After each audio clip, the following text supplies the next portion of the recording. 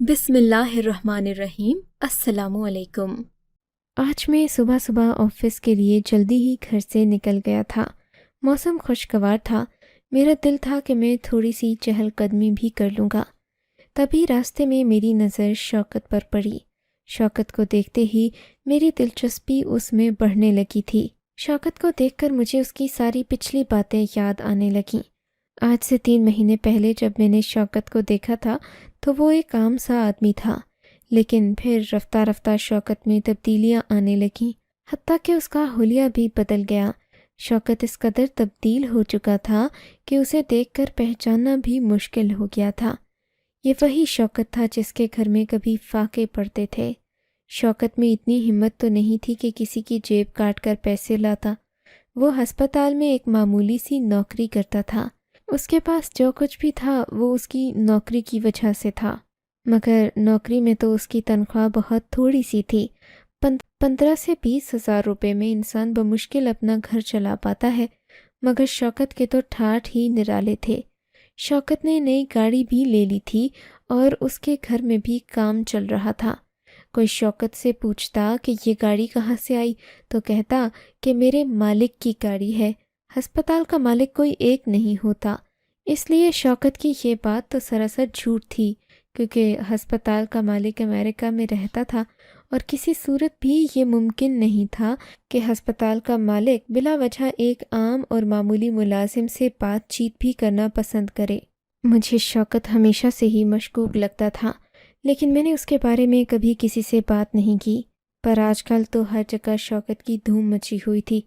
مجھے یہ تو اندازہ تھا کہ شوکت کے حالات کچھ بہتر ہوئے ہیں، مگر یہ اندازہ نہیں تھا کہ شوکت کتنا امیر ہے۔ آج وہ راز بھی کھل گیا۔ دفتر سے میں واپسی پر گھر جا رہا تھا تو شوکت کے گھر کے باہر پولیس کی 3 گاڑیاں کھڑی تھیں۔ عموماً ہائی پروفائل مجرموں کو پکڑنے کے لیے ایسی گاڑیاں استعمال کی جاتی ہیں۔ میں حیران تھا کہ شوکت نے ایسا کون سا جرم کر دیا کہ اسے پولیس تھانے لے کر جا رہی ہے، جبکہ شوکت تو ہسپتال کا ایک معمولی سا ملازم تھا۔ بہرحال مجھے لگا کہ شوکت کے اوپر کوئی چھوٹا موٹا الزام ہوگا، کسی بڑے آدمی نے اسے پھنسایا ہوگا۔ لیکن جب میں شوکت کے گھر کے قریب گیا تو پتہ چلا کہ پولیس کی گاڑیاں شوکت کے گھر بلا وجہ نہیں آئی ہیں، بلکہ انکم ٹیکس والوں نے شوکت پر کیس کیا ہے کہ اس کے اکاؤنٹ میں بنا کسی کمائی کے 4 کروڑ روپے کہاں سے آ گئے۔ یہ سنتے ہی میرے تو ہوش و حواس اڑ گئے۔ شوکت جیسے آدمی کے اوپر اس لیے کیس ہو رہا تھا کہ اس کے اکاؤنٹ میں 4 سے 5 کروڑ روپے تھے، جبکہ گاڑیوں کی اور مکان کی مالیت الگ تھی۔ یہ سن کر مجھے سمجھ نہیں آ رہا تھا کہ شوکت پر کیس کرنے والے پاگل ہیں یا پھر شوکت اپنی اوقات سے بڑھ کر پیسہ کمانے لگ گیا ہے۔ دونوں میں سے کسی بات پر بھی یقین کرنا مشکل تھا۔ میں وہاں سے گزر کر سیدھا گھر آ گیا، مگر گھر آیا تو میرے بھائی بھی شوکت ہی کا موضوع بنا کر بیٹھے ہوئے تھے۔ کہنے لگے، دیکھو اس آدمی نے کیسے چند مہینوں میں ترقی کر لی، اس کے پاس کروڑوں روپے آئے کہاں سے؟ کسی نے بھی آج تک اتنے کم عرصے میں اتنے زیادہ پیسے نہیں کمائے۔ ہمیں تو لگتا ہے کہ شوکت کے پاس کوئی گیدڑ سنگھی ہے جسے وہ ہمیں نہیں بتا رہا۔ ہم چونکہ اس کے پڑوسی تھے، اسی لیے میرے بھائی شوکت کے بارے میں ایسی باتیں کر رہے تھے۔ لیکن اب تو مجھے بھی شوکت کے بارے میں تجسس ہو رہا تھا کہ آخر اس نے اتنے روپے کہاں سے کما لیے کہ انکم ٹیکس والوں کو شوکت کے گھر آنا پڑا۔ بات بڑی عجیب سی تھی۔ وہ سب تو یوں ہی گپ شپ کر رہے تھے، مگر میں نے ٹھان لی تھی کہ میں شوکت کا راز جان کر ہی رہوں گا۔ کہتے ہیں کہ انسان جس چیز کے بارے میں سوچتا ہے، خدا خود بخود اسے اس کے قریب لے جاتا ہے۔ اس دن شام کے ذرا پہلے میں اپنے گھر سے باہر نکلا۔ راستے میں مجھے شوکت کی بیوی نظر آئی۔ مجھے دیکھتے ہی کہنے لگی کہ بھائی، میں کافی دیر سے آپ کو ڈھونڈ رہی تھی، آپ کے گھر بھی گئی مگر آپ مجھے ملے نہیں۔ میں نے سوچا کہ میں آپ سے بات چیت کر لوں، مجھے آپ کی مدد کی ضرورت ہے۔ شوکت کی بیوی کی آنکھوں میں موٹے موٹے آنسو تھے۔ اسے دیکھ کر میں خاموش ہو گیا۔ اس سے بات سنی۔ کہنے لگی کہ میرے شوہر نے کوئی جرم نہیں کیا، وہ تو جو پیسے لاتا تھا اسے اس کا مالک کبھی کبھی دے دیتا تھا۔ جو گاڑی وہ چلاتا ہے وہ بھی اس کے مالک ہی کی تھی۔ اب مجھے بتائیں، کیا غریب آدمی کا حق نہیں ہے کہ وہ اچھی اور عمدہ زندگی گزار سکے؟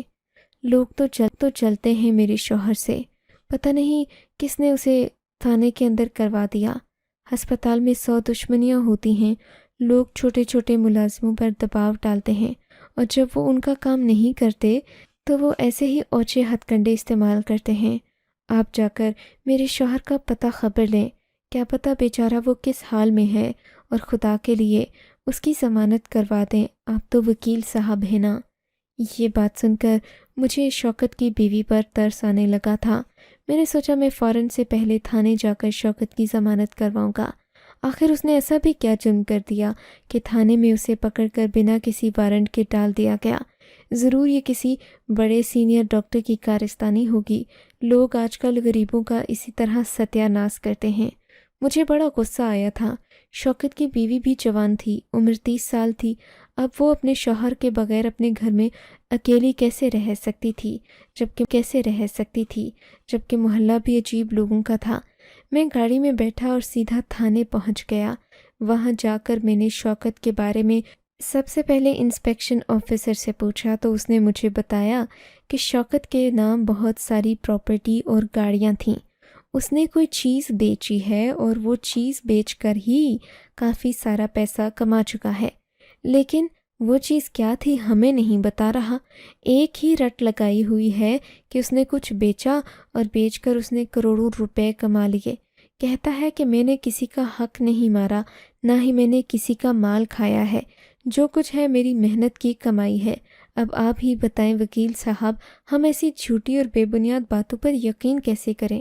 آپ خود سمجھدار ہیں، ایسی باتوں پر کیا آپ کبھی یقین کریں گے؟ پولیس والوں کی بات بھی بالکل درست تھی، لیکن اول بات تو یہ ہے کہ مجھے یقین نہیں تھا کہ شوکت کے اکاؤنٹ میں اتنے سارے روپے ہو بھی سکتے ہیں۔ میں نے پولیس سے کہا کہ اس کا کیا ثبوت ہے؟ کہنے لگے کہ ہمارے پاس شوکت کی گاڑیوں کے کاغذات ہیں۔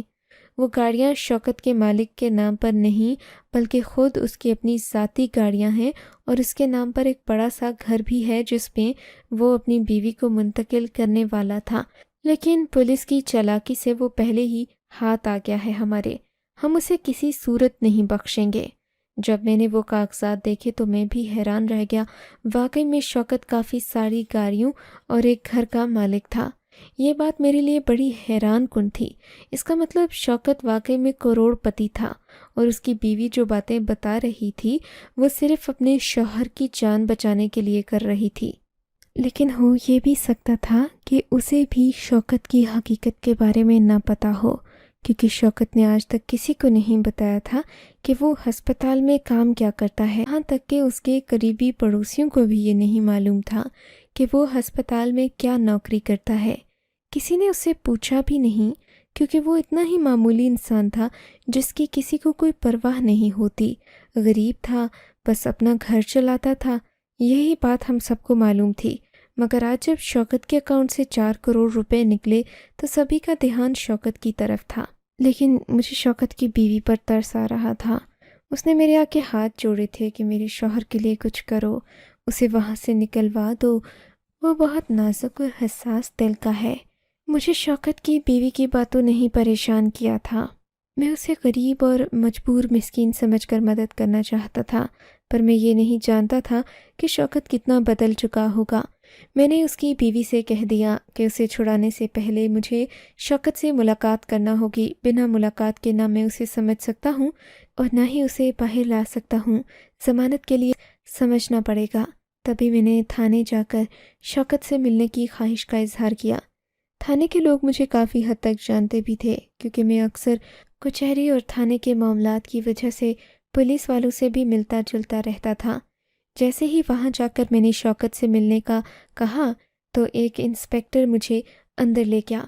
اس نے مجھ سے کہا کہ شوکت سے دھیان سے ملیے گا، کیونکہ وہ بہت زیادہ غصے میں ہے۔ اسے اپنی گرفتاری پر یقین نہیں آ رہا، کیونکہ وہ حرام کھانے کا عادی ہو چکا ہے، اور حرام انسان کو اندھا کر دیتا ہے۔ مجھے ابھی بھی اس آدمی کی بات پر یقین نہیں آ رہا تھا، مگر اندر آتے ہی جیسے میری نظر شوکت پر پڑی تو میرا نظریہ اس کے بارے میں بدل چکا تھا۔ شوکت بڑے اعتماد کے ساتھ سیل میں بیٹھا ہوا تھا۔ اس کے چہرے پر کسی قسم کی ندامت یا شرمندگی نہیں تھی، بلکہ وہ بہت مطمئن لگ رہا تھا۔ مجھے دیکھتے ہی اس نے سلام کیا، پوچھنے لگا کہ کیسے آنا ہوا۔ میں نے کہا وجہ سے آپ کے پاس آنا پڑا، وہ آپ کے لیے بہت پریشان ہے، اسی نے مجھے کہا ہے کہ جا کر آپ کا کیس لڑوں اور آپ کی ضمانت کرواؤں۔ میری بات سننا تھی کہ شوکت کے چہرے پر ایک عجیب سی مسکراہٹ پھیل گئی تھی۔ وہ یوں مسکرانے لگا جیسے کہ اس نے کوئی قلعہ فتح کر لیا ہو۔ آپ مجھے کیسے ضمانت دلوا سکتے ہیں وکیل صاحب؟ یہاں تو کسی کی نہیں چلتی، مجھے ان لوگوں نے بنا وجہ جیل میں ڈال دیا ہے۔ میں نے کچھ کیا ہی نہیں، ان کے پاس ثبوت کیا ہے کہ میں چوری کرتا ہوں؟ میں تو ایک معمولی سا ملازم ہوں۔ کیا یہ سچ ہے کہ تمہارے پاس اتنی ساری گاڑیاں، مکان اور بینک بیلنس ہے؟ میرے سوال کے جواب میں اس نے جب ہاں میں سر ہلایا تو مجھے خود پر یقین نہیں آیا۔ میں سوچنے لگا کہ شوکت کیسے اتنے سارے پیسوں کا مالک بن سکتا ہے، مگر وہ بڑے اعتماد سے کہہ رہا تھا کہ وہ ان سب روپوں کا مالک ہے۔ مگر اس نے یہ پیسے کیسے کمائے، یہی تو سوال تھا، اور اسی وجہ سے شوکت یہاں تھا۔ بتا سکتے ہو کہ تم نے اتنا پیسہ کیسے کمایا؟ میں نے جب سوال کیا تو شوکت زور سے کہا لگا کر ہنس پڑا تھا۔ اس کا ہنسنا بہت عجیب سا تھا، وحشت زدہ سی ہنسی، جیسے وہ کوئی راز چھپانا چاہ رہا ہو۔ پھر میری طرف عجیب سی نظروں سے دیکھ کر بولا، میں تمہیں کیوں بتاؤں کہ میں نے اتنا پیسہ کہاں سے بنایا ہے؟ اگر میں تمہیں اپنا راز بتا دوں گا تو میں بے مول ہو جاؤں گا، میں کسی کو نہیں بتاؤں گا۔ کوئی اشارہ دے دو۔ میں نے اسے بات نکلوانے کے لیے سوال کیا تو اس نے بڑی پراسراریت کے ساتھ مجھے جواب دیا، میں تو ہسپتال میں معمولی سی نوکری کرتا ہوں، لیکن ہسپتال کے کچرے سے ایک ایسی چیز اٹھاتا ہوں جس کی مالیت کروڑوں میں ہوتی ہے۔ اب تم جا کر اس کچرے میں سے ڈھونڈو کہ وہ کون سی چیز ہے۔ میں تمہیں بتا کر اپنے کاروبار کا راز تو نہیں فاش کر سکتا، تاکہ تم بھی دن رات وہی کام کرو اور کروڑوں روپوں کے مالک بن جاؤ، میری دکان بند ہو جائے۔ نہیں، میں ایسا نہیں چاہتا۔ میں نے اس کی عجیب و غریب بات سن کر معمولی سا جواب دینے کی کوشش کی تو وہ پھر سے ہنسنے لگا۔ مجھے تم پر یقین نہیں ہے وکیل، تم لوگ تو پیسے کے بھوکے ہوتے ہو۔ مجھے کیا پتا، تم یہاں سے نکلو، مجھ سے میرا راز حاصل کرو، میں تھانے میں بند ہی رہ جاؤں اور تم وہ چیز بیچ کر کروڑوں اربوں روپوں کے مالک بن جاؤ۔ یہ تم کیسی باتیں کر رہے ہو؟ مجھے کچرے سے ہی چیزیں نکال کر بیچنا ہوتی تو میں پڑھ لکھ کر اتنا آگے کیوں جاتا؟ میری بات سن کر وہ پھر سے ہنس پڑا تھا۔ تمہیں اگر وہ چیز مل جائے اور ایک بار تم اسے بیچ دو، اس کے بعد تم یہ ساری پڑھائی، کورٹ کچہری چھوڑ کر اسی چیز کو بیچنے پر لگ جاؤ گے۔ لیکن میرے پیارے دوست، میں تمہیں کیوں بتاؤں کہ میں کیا بیچ کر پیسہ کماتا ہوں؟ ہاں، میں نے کوئی ناجائز کام نہیں کیا ہے۔ تم جا کر ہسپتال میں سب سے میری شہرت کے بارے میں پتہ کر سکتے ہو۔ تمہاری مہربانی ہوگی اگر تم مجھے یہاں سے نکالنے میں کامیاب ہو جاؤ، لیکن اس کے لیے میں تمہیں اپنا راز کبھی نہیں بتاؤں گا۔ اگر ایسا ہی کرنا ہوتا، میں ان تھانے والوں کو سب کچھ بتا دیتا تو یہ مجھے ابھی چھوڑ دیتے۔ میں انہیں اپنا آدھا پیسہ بھی دے سکتا تھا، لیکن میں ایسا نہیں کروں گا، کیونکہ یہ لوگ مجھے چھوڑیں گے، لازمی چھوڑ دیں گے اور خود بخود ہی چھوڑیں گے۔ ہاں، مجھے تھوڑا سا انتظار اور صبر کرنا ہوگا۔ ان کے پاس کوئی ثبوت نہیں ہے میرے خلاف۔ میں کیا چیز بیچتا ہوں کسی کو نہیں پتا۔ اب یہ مجھے کیا کہہ کر یہاں رکھیں گے؟ انہوں نے تو بس میرے روپے کی بنیاد پر مجھے یہاں بٹھا رکھا ہے، ورنہ ان کے پاس اور کوئی جواز نہیں ہے کہ مجھے تھانے میں بند کر سکیں۔ شوکت تو بڑا بدلا ہوا لگ رہا تھا، اسے کسی بات کی فکر ہی نہیں تھی۔ اب تو مجھے اس پر بھی شک ہونے لگا تھا کہ کہیں وہ کوئی قانونی کام تو نہیں کر رہا۔ میں اس کی بیوی کے پاس گیا، میں نے اسے ساری بات بتا دی۔ مجھے اس سارے معاملے میں کوئی روپے پیسے کا لالچ نہیں تھا۔ اس کی بیوی پریشان ہو گئی، کہنے لگی، وکیل صاحب یقین کریں، میرا شوہر بہت بھولا انسان ہے، اس کا ذہن تھانے کے اندر جا کر سٹک گیا ہے، وہ ایسا نہیں تھا، وہاں جا کر پاگل پن کی باتیں کر رہا ہے۔ آپ یقین کریں میرا، وہ بہت شریف آدمی ہے۔ شوکت کی بیوی یہ باتیں کر تو رہی تھی، مگر میں شوکت کی ساری حقیقت سے واقف ہو چکا تھا کہ وہ لازماً کوئی چیز ہی بیچتا ہے۔ اگر چیز نہ بیچتا ہوتا وہ تھانے والوں کو یہی بات نہ بتاتا۔ اس نے ایک ہی بات کہی تھی کہ میں کچرے سے نکال کر چیزیں بیچتا ہوں اور یوں میں نے کروڑوں روپے کما لیے، مگر یہ بات ناقابل یقین تھی۔ لیکن ساتھ ہی ساتھ شوکت نے مجھے یہ بھی کہہ دیا کہ اگر تم میرے بارے میں جاننا چاہتے ہو تو جا کر خود ہسپتال کا کچرا، تمہیں خود سمجھ آ جائے گی کہ میں کیا بیچتا ہوں، لیکن میں تمہیں صاف صاف نہیں بتاؤں گا کہ میں کیوں اور کیا بیچتا ہوں، مجھے کتنے روپے ملتے ہیں۔ وہ چیز بہت مہنگی ہے جو ہسپتال کے کچرے میں ملتی ہے، اسی لیے سب لوگ میرے دشمن بنے ہوئے ہیں۔ خیر، شوکت کی باتیں سن کر میرا ذہن تجسس سے بھر گیا تھا۔ ایک طرف اس کے پاس 4-5 کروڑ روپے تھے، دوسری طرف وہ کچرے کے علاوہ کوئی کام نہیں کرتا تھا۔ میں اس کی ڈیوٹی والی جگہ پر چلا گیا۔ اس کی بیوی نے مجھے بتایا کہ وہ الفاروق ہسپتال میں نوکری کرتا ہے اور معمولی سی نوکری کرتا ہے۔ شوکت کے بارے میں کافی ساری باتیں جاننے کے بعد میں اس نتیجے پر پہنچا تھا کہ مجھے وہیں جا کر کام کرنا چاہیے جہاں شوکت نوکری کرتا تھا۔ الفاروق ہسپتال میں جا کر جب میں نے شوکت کے بارے میں بتایا تو مجھے پتہ چلا کہ وہ واقعی کچرے کے ڈھیر کی صفائی ہی کرتا تھا۔ شوکت کو اور کوئی کام یا ہنر نہیں آتا تھا، وہ تو بس کچرے سے چیزیں صاف کرتا تھا۔ پہلے تو مجھے اس کی باتیں جھوٹ لگی تھیں، مگر ہسپتال میں آ کر اس کی سچائی میرے سامنے آ گئی تھی کہ شوکت واقعی کچرے کے ڈھیر پر ہی کام کرتا تھا، یہاں صفائی کرتا تھا، چیزیں لاتا پھینکتا اور پھر گاڑی میں ڈال کر باہر لے جاتا تھا۔ شوکت کو ہسپتال والوں نے اس نوکری پر رکھا تھا اور وہ اس سے خوش بھی بہت تھے۔ آس پاس کے لوگ بھی شوکت کے بارے میں اچھی باتیں ہی کر رہے تھے، کسی نے یہ نہیں کہا کہ وہ بدنیت آدمی ہے۔ شوکت کے بارے میں ہر طرح سے تسلی کرنے کے بعد میں نے سوچ لیا تھا کہ میں شوکت کی جگہ بیٹھ کر نوکری کروں گا، میں بھی کچرا صاف کرنے کا کام کروں گا، پورا دن ہسپتال میں رہوں گا تو مجھے کچھ نہ کچھ تو مل ہی جائے گا، سمجھ تو لگ جائے گی کہ آخر شوکت سچ بول رہا ہے یا جھوٹ کہہ رہا ہے۔ آپ سوچیں گے کہ میں اس قدر پاگل ہو گیا، وہ بھی ایک عام آدمی کے پیچھے، تو حقیقت یہی ہے، میں اس تجسس کے پیچھے پاگل ہو رہا تھا جو شوکت کی وجہ سے میرے ذہن میں بھر چکا تھا، اور اب میں صرف اس کیس میں ہی دلچسپی نہیں رکھ رہا تھا بلکہ شوکت والے معاملے کو بھی سلجھانا چاہتا تھا، اس کی بیوی کو بھی تو جواب دینا تھا۔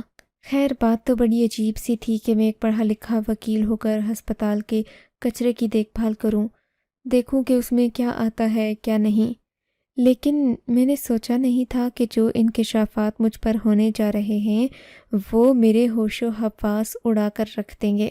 پہلے دن ہی جب میں وہاں پر یونیفارم پہن کر بیٹھا تو مجھ پر چوکیدار کی نظر پڑتے ہی چوکیدار غصے میں آ گیا۔ شوکت تو یہاں سے چلا گیا، تم یہاں کیا کر رہے ہو؟ ہسپتال میں عام انسان کو کچرا اٹھانے کی اجازت نہیں ہے، یہاں پر وہی لوگ کچرا اٹھا سکتے ہیں جنہیں یہ کام ملا ہو۔ میں نے اس کی بات سن کر حیرت کا اظہار کیا۔ کیوں بھائی؟ میں تو تم لوگوں کی خدمت کر رہا ہوں اور اپنے موکل کو جاننے کی کوشش کر رہا ہوں، اس میں غلط کیا؟ میری بات کا چوکیدار پر کوئی اثر نہیں ہوا، کہنے لگا آپ کو یہاں سے جانا پڑے گا، یہاں کی صفائی تو صرف شوکت ہی کر سکتا ہے، اور یہ میں نہیں کہہ رہا، ہسپتال کی انتظامیہ نے شوکت کو ہی اس کام کے لیے رکھا ہوا تھا اور کوئی اس کچرے کو ہاتھ نہیں لگا سکتا۔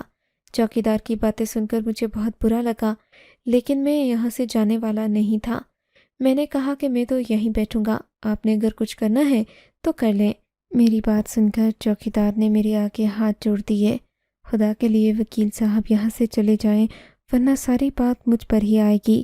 اب اس کچرے کی دیکھ بھال کرنا کوئی بڑی بات نہیں ہے، لیکن یہ عام کچرا نہیں، اس میں سے شوکت بہت ساری چیزیں نکال کر بیچتا تھا اور وہ کروڑوں کے داموں بکتی تھیں، میں آپ کو اس کچرے کے پاس کیسے چھوڑ دوں؟ چوکیدار کی باتیں سن کر میرا ذہن اور زیادہ پریشان ہو گیا تھا۔ آپ مجھے بتا دیں کہ اس کچرے میں ایسی کیا چیز ہے جو بیچ کر شوکت امیر ہو گیا؟ اس کچرے میں ایسی کیا چیز ہے جو بیچ کر شوکت امیر ہو گیا؟ چوکیدار نے مجھ سے کہا کہ وہ مجھے اپنے گھر لے جا کر ساری بات بتا سکتا ہے، اگر ہسپتال میں وہ ایسی بات کرے گا تو مشکل میں پڑ جائے گا۔ میں اس کی بات کی نزاکت کو سمجھ گیا تھا، یہ ذمہ داری اب اس پر تھی اور ظاہر ہے اسی کو نبھانی تھی۔ شام کو میں نے چوکیدار کو اپنے ہی گھر بلا لیا تھا، وہ بھی زیادہ دور نہیں رہتا تھا۔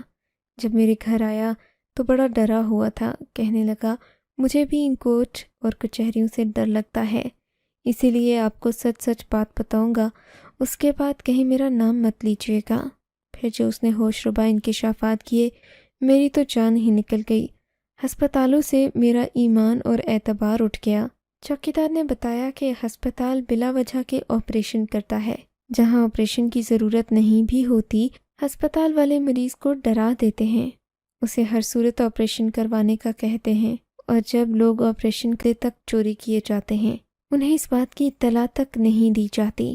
کچھ کے بچے کچرے میں یوں چھپا دیے جاتے ہیں کہ کسی کو پتہ تک نہیں چلتا۔ وہی بچے امیر بے اولاد جوڑوں کو بیچ دیے جاتے ہیں۔ بس شوکت کا بھی یہی کام تھا۔ شوکت نے تو اس کام سے بڑے پیسے کمائے ہیں، لیکن قدرت کی لاٹھی تو بے آواز ہے۔ شوکت کے اپنے گھر میں بھی اولاد نہیں ہو رہی، اور اس کی وجہ بھی شوکت کا یہ رویہ ہے۔ چوکیدار کی باتیں سننے کے بعد میرے تو ہاتھ پاؤں ٹھنڈے پڑ گئے تھے کہ وہ اتنا گھناؤنا اور بھیانک کام کر رہا تھا۔ اسے ذرا بھی اس چیز کا احساس نہیں تھا کہ جو وہ کرتا ہے وہ کتنا غلط ہے۔ اس سب کا نتیجہ اس کی اپنی اصل زندگی پر ظاہر ہوگا۔ بہرحال میں نے شوکت کے معاملے سے اپنے ہاتھ پیچھے کر لیے، کیونکہ میں محض اس کی بیوی پر یقین کر کے اس کے لیے اتنا بڑا کیس نہیں لڑ سکتا تھا، وہ بھی اس وقت جب شوکت اس کیس میں دلچسپی ہی نہیں رکھتا تھا۔ اسے ہے خدا اس کے معاملات آسان کرے، میں تو ایسی چیزوں سے دور رہتا ہوں۔ آپ کو اگر یہ کہانی اچھی لگی ہے تو اس ویڈیو کو لائک کیجیے، اور اس طرح کی مزید کہانیاں سننے کے لیے ہمارے چینل کو ضرور سبسکرائب کیجیے۔ کہانی سننے کا شکریہ۔ آپ سے ملاقات ہوگی اگلی ویڈیو میں، تب تک کے لیے اللہ حافظ۔